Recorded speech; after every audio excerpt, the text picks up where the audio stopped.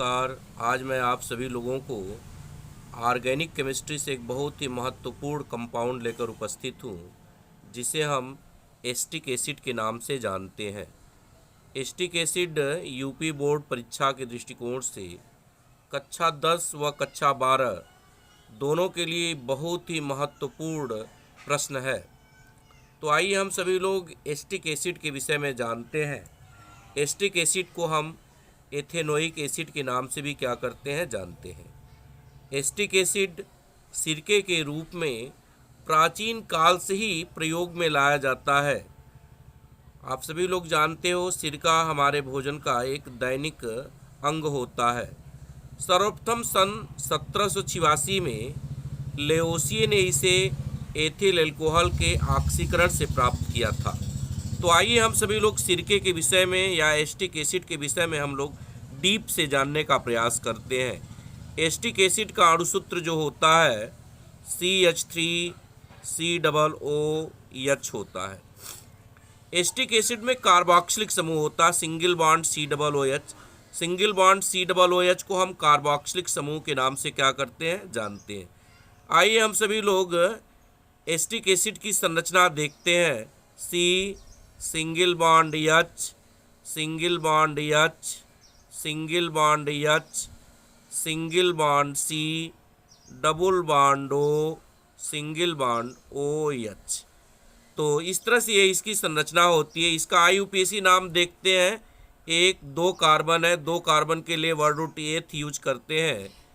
यह एकल बंध से बना है, धन एथेन, और इसमें COOH के लिए हम वही कमल शब्द यूज करते हैं। तो कंपाउंड का नाम हो जाएगा एथेनोइक अम्ल।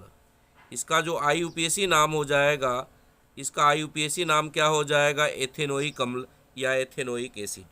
इसका सामान्य नाम जो होता है सिरका होता है। इसका सामान्य नाम जो होता है विनेगर, या इसे हम सामान्यतः जो होते हैं सिरका के नाम से क्या करते हैं, जानते हैं, या इसे हम घर पे विनेगर के नाम से भी क्या करते हैं, जानते हैं। आइए हम सभी लोग इसकी निर्माण विधि देखते हैं। इसके निर्माण की हम सबसे महत्वपूर्ण विधि लिए हैं, जिसको शीघ्र सिरका विधि कहते हैं। यह एस्टिक एसिड के निर्माण की औद्योगिक विधि होती है।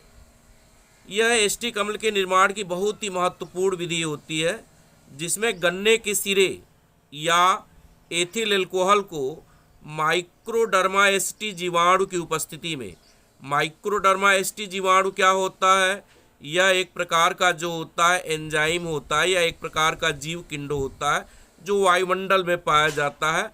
तो माइक्रोडर्मा एसिटी जीवाणु की उपस्थिति में हम जब एथिल अल्कोहल का ऑक्सीकरण कराते हैं तो हमें एस्टिक अम्ल या सिरका प्राप्त होता है। चूँकि यह एक किण्डवन की प्रक्रिया होती है, और किण्डवन की जो प्रक्रिया होती है वह बॉडी टेम्परेचर अर्थात 25 से 30 डिग्री सेल्सियस पर ही धीरे धीरे होती है।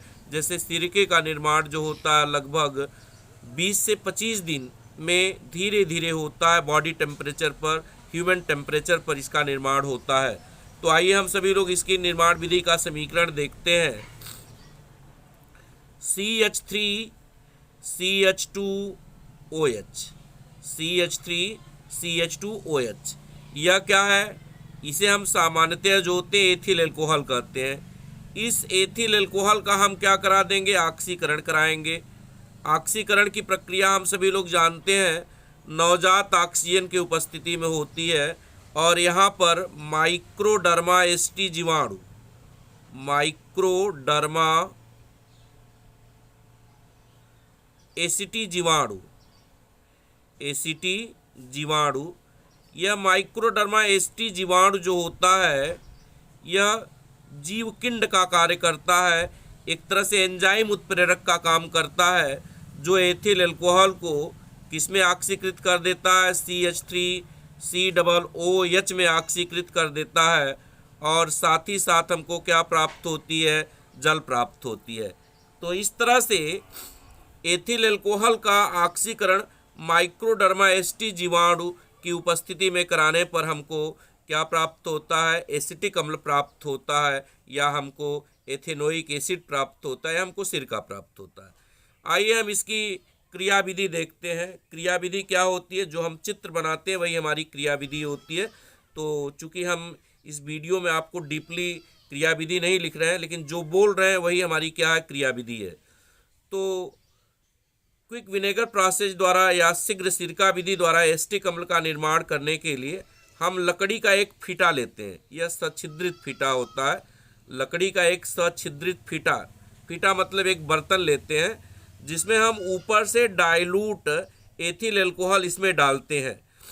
इस फीते में हम लकड़ी की छिलन आदि रखे होते हैं तथा इसमें छिद्र होता है जिससे इसके अंदर वायु प्रविष्ट कर सके और वायु के प्रवेश के साथ वायु में उपस्थित जो माइक्रोडर्मा एस्टी जीवाणु है वह इसमें प्रवेश कर सके। तो वह माइक्रोडर्मा एस्टी जीवाणु जो होता है इस डाइल्यूट एथिल अल्कोहल को क्या कर देता है? किण्वित कर देता है। और किसमें किण्वित कर देता है? एसिटिक अम्ल में किण्वित कर देता है, जिसे हम निकास नाल द्वारा बाहर निकाल लेते हैं। आइए हम इसकी प्रॉपर्टी देखते हैं, इसके गुणधर्म देखते हैं। तो सबसे पहले हम इसके भौतिक गुणधर्म देखते हैं कि इसका भौतिक गुणधर्म क्या होता है। तो एसिटिक अम्ल जो होता है एक रंगहीन तीक्ष्ण गंध वाला द्रव होता है। एसिटिक अम्ल जो होता है एक रंगहीन तीक्ष्ण गंध वाला द्रव होता है। यह सिरके जैसी गंधयुक्त संक्षारक द्रव होता है। इसकी जो गंध होती है वह सिरके जैसी होती है, विनेगर जैसी होती है। यह एक संक्षारक द्रव होता है, अर्थात इसमें अम्लीयता होती है। किसी चीज़ पर पड़ने के बाद वह उसे संक्षारित करने का प्रयास करता। लोहे पर पड़ने के बाद उसमें जंग आदि लगने की प्रक्रिया जो होती है संक्षारण कहलाती है। यह स्वाद में खट्टा होता है। चूँकि यह दुर्बल अम्ल होता है इसलिए यह स्वाद में खट्टा होता है। यह जल से भारी होता है। यह जल, एल्कोहल व ईथर में विलेय होता है। आइए एक बहुत ही महत्वपूर्ण इसका गुणधर्म होता है निर्जल एसिटिक अम्ल जो होता है 16.5 डिग्री सेल्सियस पर जमकर बर्फ के समान चमकदार ठोस हो जाता है। इसलिए इसे ग्लेशियल एसिटिक अम्ल कहते हैं। इसलिए इसे बर्फवत एसिटिक अम्ल के नाम से क्या करते हैं? जानते हैं। अब आइए हम लोग इसके दूसरे गुणधर्म देखते हैं, रासायनिक गुणधर्म। रासायनिक गुणधर्म। तो आइए हम लोग एसिटिक अम्ल के रासायनिक गुणधर्म पर प्रकाश डाल लेते हैं। रासायनिक गुणधर्म को देख लेते हैं कि एसिटिक अम्ल का रासायनिक गुणधर्म क्या होता है। तो इसका पहला रासायनिक गुणधर्म यह होता है कि अगर एसिटिक अम्ल की अभिक्रिया CH3COOH की अभिक्रिया जो है अगर हम NaOH के साथ करा दें, मीन्स सोडियम हाइड्रोक्साइड के साथ करा दें, तो हमको क्या प्राप्त हो जाता है? CH3COO प्राप्त हो जाता है और साथ ही साथ जल प्राप्त हो जाता है। इसे हम सोडियम एसीटेट के नाम से जानते हैं। सोडियम एसीटेट, हमको क्या प्राप्त हो जाता है? सोडियम एसीटेट प्राप्त हो जाता है और जल प्राप्त हो जाता है। इसकी दूसरी केमिकल प्रॉपर्टी देखते हैं। अगर हम सामान्यतः जो है एसिटिक अम्ल की अभिक्रिया CaO अर्थात कली चूने से करा दें, अगर हम एसिटिक अम्ल की अभिक्रिया CH3COOH की अभिक्रिया जो है अगर हम किसके साथ करा दें? CaO के साथ करा दें, जिसे हम कली चूना कहते हैं या चूना कहते हैं। इसे हम क्या कहते हैं? कली चूना कहते हैं। कली चूने के साथ करा दें तो हमको क्या प्राप्त हो जाता है? CH3COO का ट्वाइस Ca, जिसे हम कैल्शियम एसीटेट के नाम से जानते हैं। जिसे हम क्या कहते हैं? Calcium acetate. हमको क्या प्राप्त हो जाता है? कैल्शियम एसीटेट प्राप्त हो जाता है और साथ ही साथ जल प्राप्त होता है। साथ ही साथ जल प्राप्त होता है। इसके बाद हम इसकी तीसरी प्रॉपर्टी देख लेते हैं। अगर हम जिंक चूर्ण के साथ या जिंक के दाने के साथ अगर हम एसिटिक अम्ल की अभिक्रिया करा दें 2CH3COOH, इसकी अभिक्रिया अगर हम जिंक चूर्ण के साथ करा दें या जिंक के रवे के साथ करा दें तो हमको क्या प्राप्त हो जाता है? हमको प्राप्त हो जाता है CH3COO का ट्वाइस Zn, जिसे हम जिंक एसीटेट के नाम से क्या करते हैं? जानते हैं। जिसे हम किसके नाम से जानते हैं? जिंक एसीटेट के नाम से जानते हैं। और साथ ही साथ जो होती है हाइड्रोजन गैस मुक्त हो जाती है। साथ ही साथ हाइड्रोजन गैस मुक्त हो जाती है। इसकी हम चौथी केमिकल प्रॉपर्टी देख लेते हैं। अगर हम सामान्यतः जो है एसिटिक अम्ल की अभिक्रिया एथिल अल्कोहल के साथ, एसिटिक अम्ल की अभिक्रिया जो है CH3COOH की अभिक्रिया जो है हम किसके साथ करा लेते हैं? एथिल अल्कोहल के साथ करा देते हैं। एथिल अल्कोहल के साथ अगर हम इसकी अभिक्रिया करा देते हैं, यह अभिक्रिया जो होती है कांक H2SO4 की उपस्थिति में होती है। यह अभिक्रिया जो होती है कांक H2SO4 की उपस्थिति में होती है, तो हमको क्या प्राप्त हो जाता है? हमको प्राप्त हो जाता है CH3COO C2H5, जिसे हम किसके नाम से जानते हैं? एथिल एसीटेट के नाम से जानते हैं, जिसे हम एथिल एसीटेट के नाम से जानते हैं, एथिल एसीटेट के नाम से जानते हैं। और साथ ही साथ जो होता है H2O, यहाँ पर हमने लिखा है, यह साथ ही साथ जो होता है क्या प्राप्त हो जाता है? हमको H2O प्राप्त हो जाता है। आइए हम पांचवी प्रॉपर्टी देखते हैं। अगर हम CH3COOH की अभिक्रिया जो होते हैं अगर हम अमोनिया गैस के साथ करा देते हैं, तो अमोनिया के साथ कराने पर हमको क्या प्राप्त हो जाता है? CH3COONH4 प्राप्त हो जाता है, जिसे हम अमोनियम एसीटेट के नाम से क्या करते हैं? जानते हैं। जिसे हम किसके नाम से जानते हैं? अमोनियम एसीटेट के नाम से जानते हैं। अगर हम यहीं पे देख लेते हैं छठवीं प्रॉपर्टी, CH3COOH की अभिक्रिया जो है अगर हम किसके साथ करा दें? N3H के साथ करा दें, जिसे हम किसके नाम से जानते हैं? हाइड्रोजोइक अम्ल के नाम से जानते हैं। हाइड्रोजोइक अम्ल, हाइड्रोजोइक अम्ल के साथ अगर हम करा दें, तो हाइड्रोजोइक अम्ल के साथ कराने के फलस्वरूप जो होता है हमको क्या प्राप्त होता है? CH3NH2 प्राप्त होता है, जिसे हम मेथिलेमीन के नाम से जानते हैं।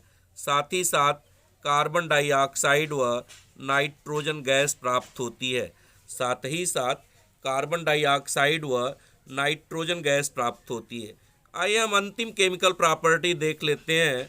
अगर हम CH3COOH का अगर हम अपचयन करा दें, अगर हम CH3COOH का अपचयन करा दें और यह अपचयन की अभिक्रिया जो होती है LiAlH4 लिथियम एल्यूमिनियम हाइड्राइड की उपस्थिति में कराई जाती है, तो हमको क्या प्राप्त हो जाता है? C2H5OH प्राप्त हो जाता है। और साथ ही साथ जो होता है हमें जल प्राप्त होता है। साथ ही साथ हमें क्या प्राप्त होता है?